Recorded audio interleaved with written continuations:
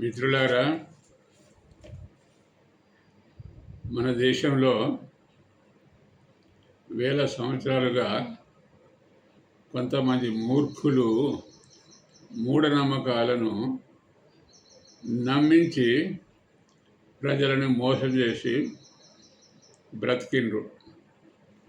మనము ఆధునిక యుగంలో ఉంటున్నాము. ఈ యుగంలో మూఢనమ్మకాలను నమ్మకూడదు. నమ్మకుండా ఏం చేయాలి అంటే, మనమే స్వయంగా నమ్మకం నిజమైందా కాదా అని అర్థం చేసుకొని పాటించాలి.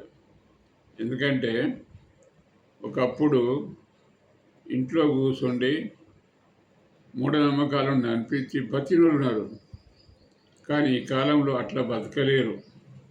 ఒకవేళ అట్లా చేస్తే పట్టుకొని తంతారు. అదే ఉద్దేశంతో మేము రాడికల్ మెరిటోక్రటిక్ పార్టీ పెట్టినాము. ఎందుకంటే మార్పును తీసుకురావాలి అంటే మార్పును తీసుకొచ్చేటటువంటి పార్టీ కావాలి.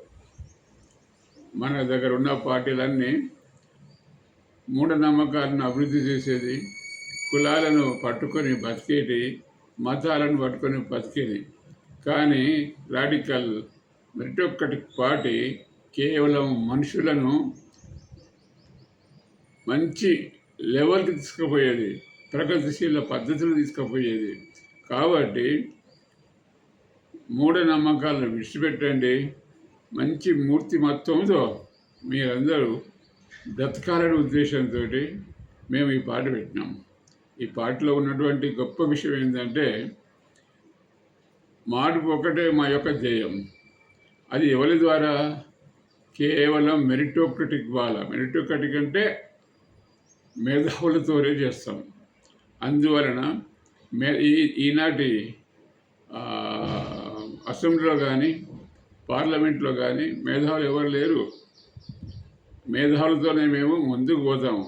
కాబట్టి రాడికల్ మెరిటోక్రటిక్ పార్టీని మీరు ఆశీర్వదించి దాంతో మన దేశాన్ని, మనల్ని మనము బాగుపరుచుకుందామని చెప్పి మేము అనుకుంటున్నాము.